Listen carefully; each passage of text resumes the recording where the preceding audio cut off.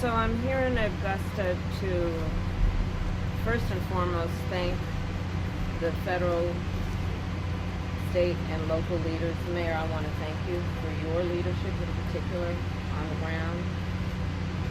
I am here to personally take a look at the devastation, which is extraordinary, and it is particularly devastating in terms of the loss of life that this community has experienced, the loss of normalcy, and the loss of critical resources. And so I'm here today to thank all of those who are working to get folks the support and the relief that they so desperately need and so rightly deserve. And that includes the fact that still in this community up to 60% of the residents here do not have power. Many have been without running water for at least a couple of days now. Many have water but no hot water. I was just talking with one of the members of the community and her daughter who lost her husband. And there is real pain and trauma that has resulted because of this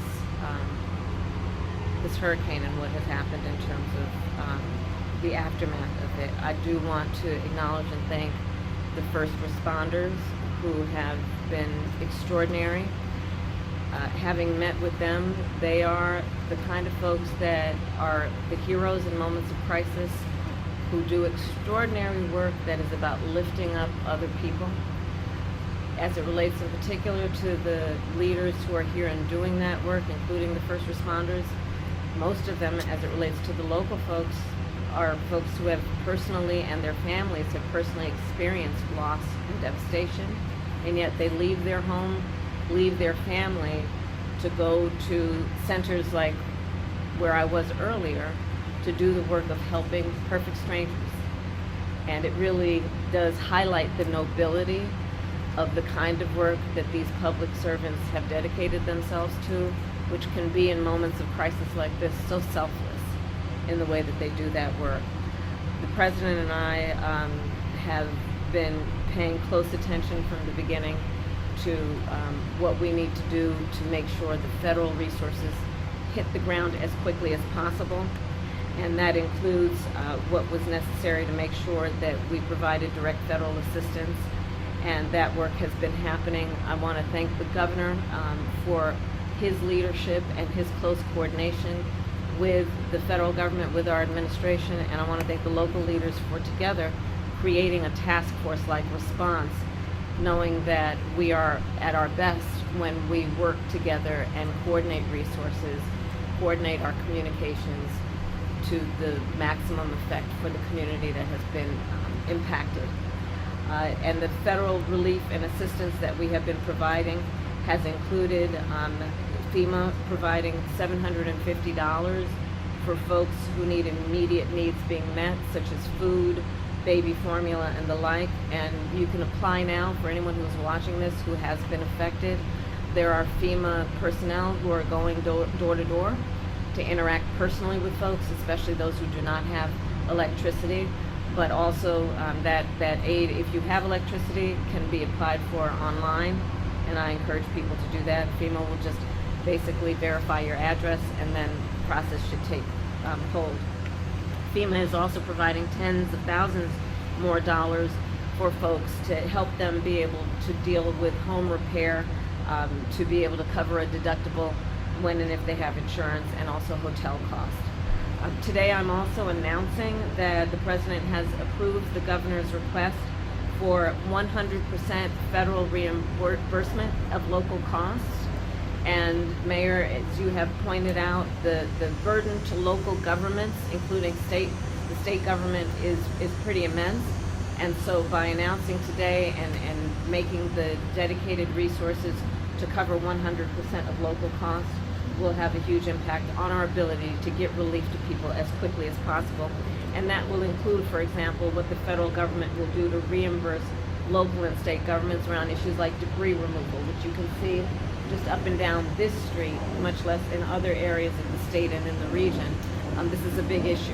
I was speaking with one of the residents of the community who needs that big tree removed so she can actually get to work and make sure that her child is able to get to school when the schools reopen. So this is a very big part of the recovery process. That money of the federal reimbursement will also help with emergency services that are now being provided by the state so that they can be reimbursed and then have the resources to keep providing those emergency services. Also, we will be covering the local government costs for food, water, and shelter. Again, resources that are desperately needed by the members of this community. And so my final point to the residents of this community and the region is that we are here for the long haul. There is the work that we have done together that was the immediate response, well, preparation for, and then the immediate response after. But there's a lot of work that's going to need to happen over the coming days, weeks, and months. And the coordination that we have dedicated ourselves to will be long-lasting to get families, to get residents, to get neighborhoods back up and running. And my last point is this. I think that in these moments of hardship, one of the beauties about who we are as a country is people really rally together and show the best of who they are in moments of crisis. And we've seen that throughout the region, where communities are coming together, where people are helping perfect strangers, where they are providing food, water, shelter for their neighbors, and that neighbor may be somebody they've never met before, but are doing the work of helping each other out. And I think it really highlights the fact that the vast majority of us have so much more in common than what separates us, and that the best of the strength of who we are is we come to each other's aid in a time of need. So I thank everyone for doing that kind of work every day. And with that, there is more work to be done. Thank you all. An update on the death toll, Madam Vice President, or on people who are missing? I did receive updates in terms of what's happening in the state, and so far the number looks to be 33. The mayor was just sharing with me 7 alone in Augusta, Richmond County.